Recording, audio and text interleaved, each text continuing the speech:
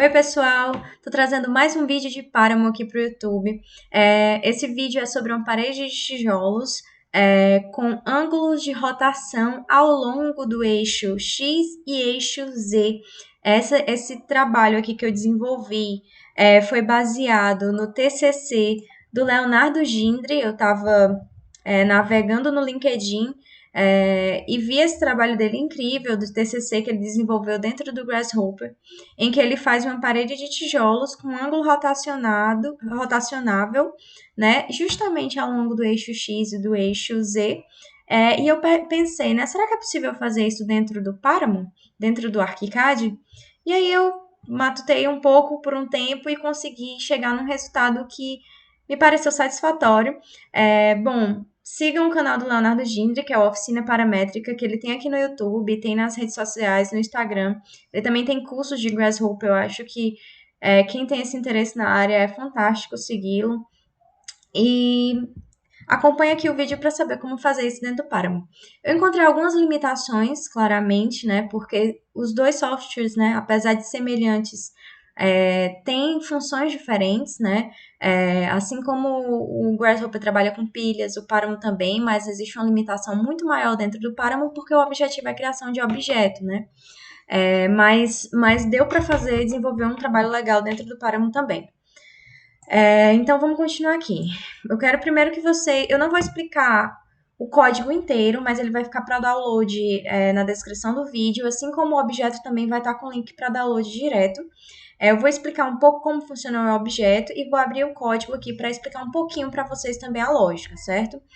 Esse objeto ele é composto por uma fileira inicial toda reta de blocos que estão distribuídos linearmente ao longo do eixo X. E a fileira, a segunda fileira, né? Ela é uma fileira rotacionada, né? Que eu posso, eventualmente, né? Vou entrar aqui dentro do objeto, deixar ela toda retinha, se eu mudar esse ângulo aqui de rotação dos blocos dentro do objeto para 0.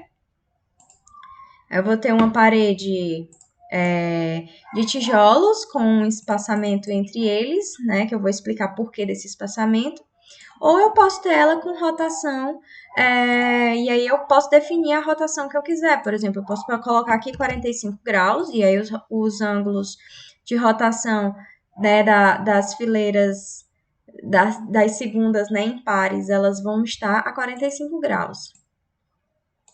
Né? Colocar aqui, ok. Olha só. Né? E eu vejo esse crescimento, né? Vou deixar aqui. Ó. Dá para ver, inclusive, na última fileira como é que se comporta, né? E eu vejo aqui também com mais suavidade, vamos dizer, esse acréscimo de ângulo, se eu boto ângulos menores. Por isso que eu deixei por padrão os 10 graus de ângulo, né? Para a gente conseguir visualizar essa rotação acontecendo ao longo do eixo X e do eixo Y. Então fica algo bem suave, é um trabalho bem interessante. Vou abrir aqui para vocês, né, o código do Páramo, certo? Vou só explicar mais uma coisa do objeto.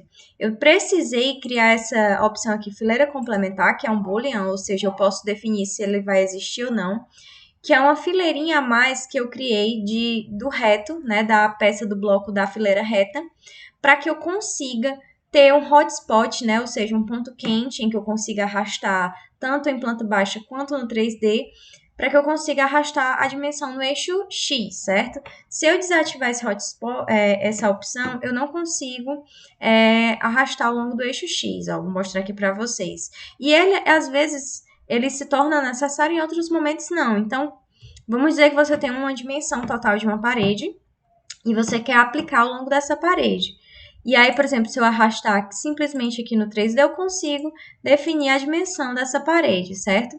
Aqui, ó, essa dimensão aqui da última peça do reto, ela tá menor do que o tamanho do bloco real, mas a dimensão aqui total, né, aqui do objeto no tamanho do eixo X, ela está correspondente exata a dimensão aqui total do objeto, certo? Então, nesse caso, tudo bem eu utilizar essa fileira complementar. Mas vamos dizer que eu arraste aqui, deixa eu ver aqui uma opção que... Pronto, essa opção aqui. ela fica como uma fileira a mais, tá vendo? E eu não tô o complementar de rotação aqui. E aí, o que é que acontece nesse caso? O ideal nesse caso é você desativar essa opção de fileira complementar. Mas o que é que vai acontecer quando eu desativo e dou um OK? Eu já não vou conseguir ter esse hotspot ativo ao longo do eixo X, ó, ele não aparece mais aqui a opção.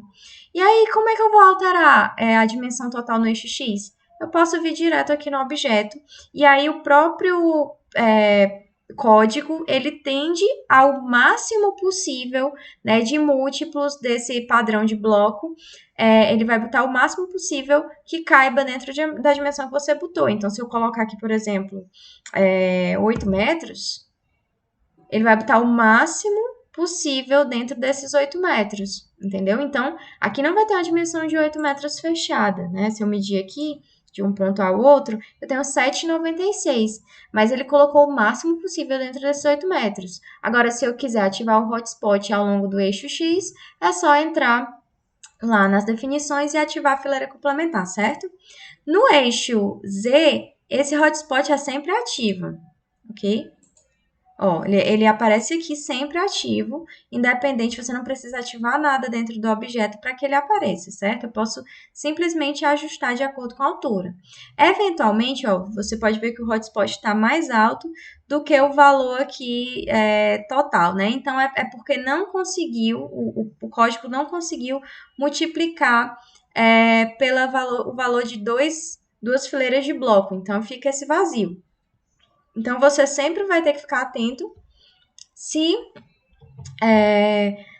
essa dimensão total aqui corresponde, né? A altura dos blocos corresponde à altura total de onde você quer inseri-los, né? Tem que ter uma correspondência entre as duas coisas. Bom, eu vou entrar aqui no código para vocês entenderem como funciona.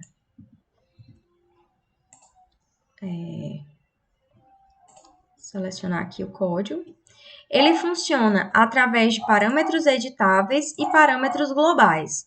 Nos parâmetros globais, que são aqueles parâmetros de dimensão total do objeto, eu não trabalhei com a dimensão em Y, porque a dimensão em Y poderia interferir na questão da dimensão de profundidade do bloco. Na verdade, não é nem da profundidade, é da largura.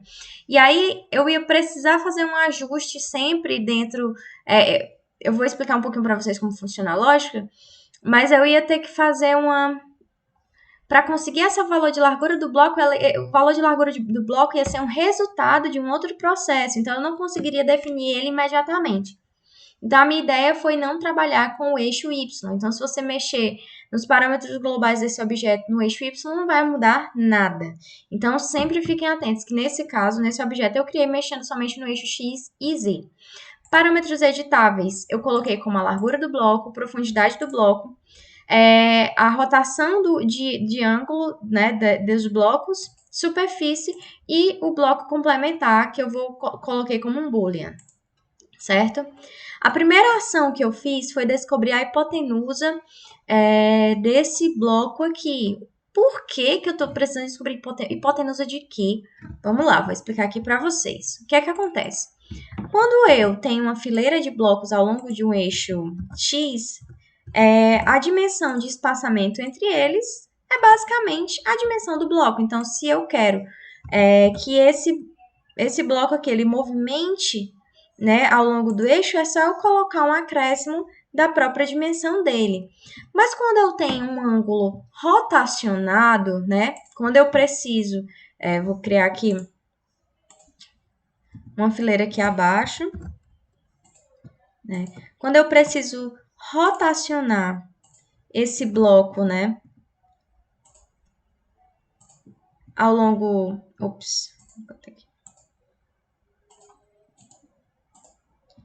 quando eu preciso rotacionar esse bloco,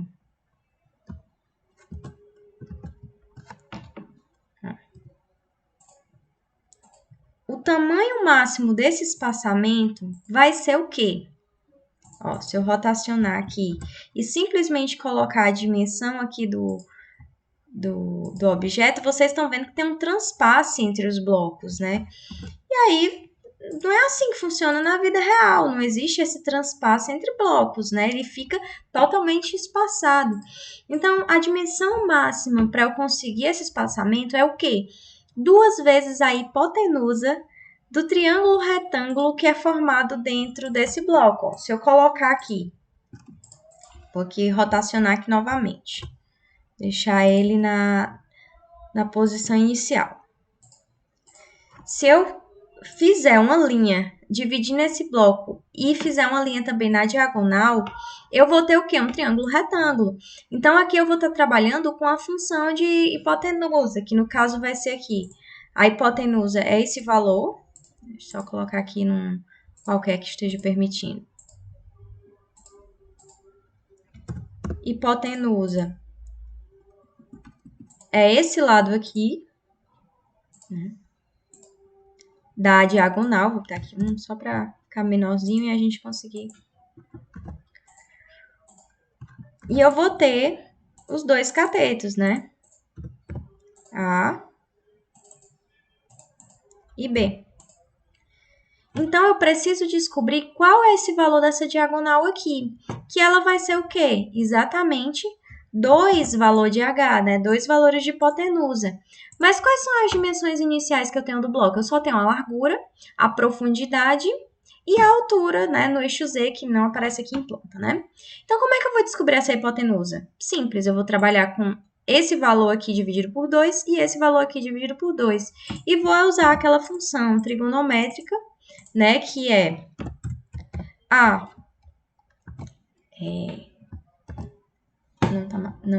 O meu teclado é em inglês, então eu não consigo colocar aqui, mas A ao quadrado, né, mais B ao quadrado é igual a H ao quadrado, certo?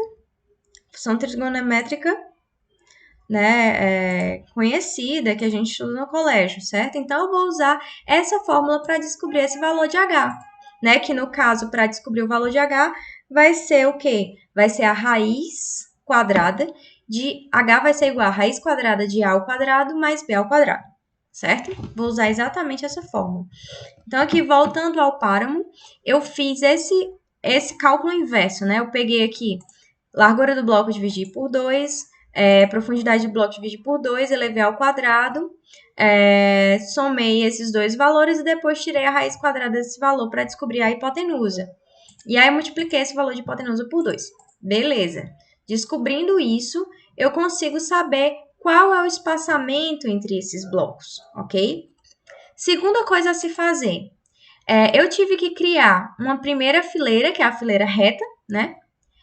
E uma segunda fileira, que é a fileira que se rotaciona, certo? Esse aqui é o trecho de código para a fileira rotacionada, ó, esse conjunto aqui. E esse aqui é o trecho de código para a fileira reta, certo? Vou deixar aqui mais juntinho aqui.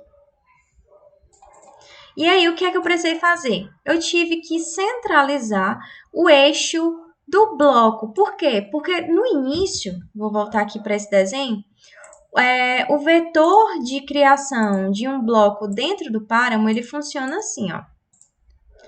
O bloco, ele parte, vou deixar até em vermelho aqui depois.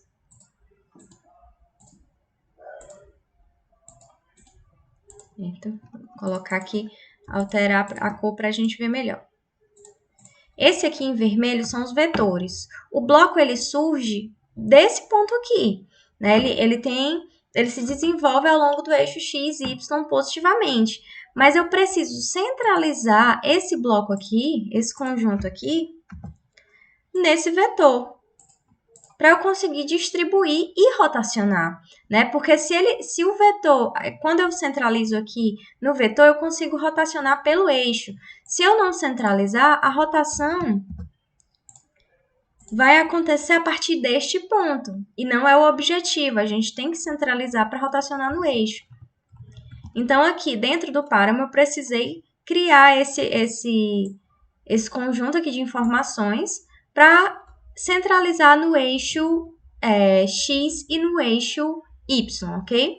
Quando eu faço isso, eu uso aqui no Combination para botar para a primeira fileira de bloco. As informações de size X, Y e Z desse bloco é basicamente as dimensões de largura, profundidade e altura do bloco, beleza. E aqui a centralização dos eixos, eu pego a informação aqui da largura do bloco dividido por 2 e da profundidade do bloco dividido por 2. Coloco no negativo para ele andar, né, para trás, já que ele sempre parte do positivo, eu vou ter que recuar um pouco para poder desenvolver ele centralizado. Digo que o movimento é do vetor, né, é no vetor, e aí eu dou esse move e consigo essa centralização do eixo. E aí é tranquilo, eu tenho aqui um conjunto de código em que eu distribuo, primeiro aqui, no eixo X, certo? No eixo X, basicamente, né, o valor de distribuição, eu utilizei o number series, em que eu tenho o X total, que é a dimensão total, né, de comprimento da distribuição de blocos, dividido pelo hipotenusa, 2 vezes a hipotenusa, que é o espaçamento total entre os blocos. Multiplico isso com o movimento aqui dentro desse bloco, né, que eu precisei criar aqui independente, porque eu tenho um outro movimento acontecendo dentro dessa fileira de blocos, que é a distribuição ao longo do eixo Z, ou seja, a distribuição na vertical, né, a distribuição ao longo do eixo Z. Certo? Que aí a altura também é outra coisa importante. Eu fiz como? Eu fiz o valor de 2 vezes a altura do bloco. Por quê? Por que 2 vezes a altura do bloco? Porque eu tenho que inserir aqui entre esse 2 vezes, né? Eu quero que fique um espaço em branco para ter uma fileira rotacionada. Sobre a fileira rotacionada, vamos lá. Eu vou ter basicamente as mesmas coisas da fileira reta, né? Que é centralizar no eixo, distribuição ao longo do eixo Z, distribuição ao longo do eixo X, mas eu tenho algumas particularidades. Uma delas é justamente o ângulo de rotação. E o que é esse ângulo de rotação que vai acontecer? Ele vai acontecer tanto ao longo do eixo Z, porque ele tem um acréscimo desse ângulo nesse eixo Z, quanto ao longo do eixo X, né? Que eu vou ter um acréscimo do valor de ângulo ao longo do eixo X. Como é que funciona? Se eu coloco lá o ângulo de rotação 10 graus, o inicial vai ter 10, o segundo vai ser 20, o terceiro 30 e assim por diante. Se eu boto 15, o primeiro vai ser 15, o segundo 30, o terceiro 45 e assim por diante. Isso é o acréscimo do ângulo. Então, eu criei aqui um number series ao longo do eixo Z também, em que o step, né, como é que eu digo? O espaçamento, ele é um ângulo, ele é um valor de ângulo, certo? Então, eu vou ter aqui esse valor de ângulo conectado ao step desse number series e ele vai gerar a rotação ao longo do eixo Z. E aí, abaixo aqui no transformation, eu coloquei a distribuição ao longo do eixo Z, que é basicamente a mesma lógica da primeira fileira lá, toda retinha. Ao longo do eixo X, eu também tenho um step que eu utilizei o mesmo ângulo que está sendo aplicado ao longo do eixo Z, certo? Também precisei criar um number series, que ele vai fazer essa rotação acontecer ao longo do eixo Z. Eu utilizei aqui o combination para juntar todos os movimentos. Lembrando que, se vocês forem desenvolver de forma independente, lembre-se que a sequência de entrada dos movimentos dentro do combination, ela é extremamente importante. Se eu mudo essa sequência aqui, vai ter um outro resultado completamente diferente. Eu vou mostrar aqui, só simulando para vocês. Se eu botar aqui esse no eixo transformação 1 e a rotação de transformação 2, vocês vão ver aqui que já mudou. Porque ele entende que a lógica é que você abriu esse movimento aqui primeiro e esse aqui por segundo, certo? Isso tanto numa linguagem GDL quanto dentro do Paramo é extremamente importante. A ordem dos movimentos que você está gerando. E basicamente é isso, pessoal. Se vocês tiverem alguma dúvida, eu sei que foi um vídeo rápido, um vídeo que o ideal era mostrar o passo a passo, mas é um passo a passo bem longo, então eu achei melhor não fazer isso. Mas eu deixo aqui no download da descrição do vídeo o código e o objeto. E qualquer dúvida, podem falar comigo pelas redes sociais, pelo e-mail, pelo LinkedIn, pelo YouTube, deixa comentário, que eu vou tentar ao máximo esclarecer para vocês o que está sendo desenvolvido aqui nesse objeto, ok? E era isso que eu queria mostrar para vocês. Espero que seja um objeto útil para vocês, que vocês gostem de trabalhar com ele, que vocês possam aprender também com ele a mexer no Páramo. Se tiverem ideias, né, para trabalhos no Páramo, deixa aqui nos comentários. Se gostou, curte, compartilha. E até o próximo vídeo.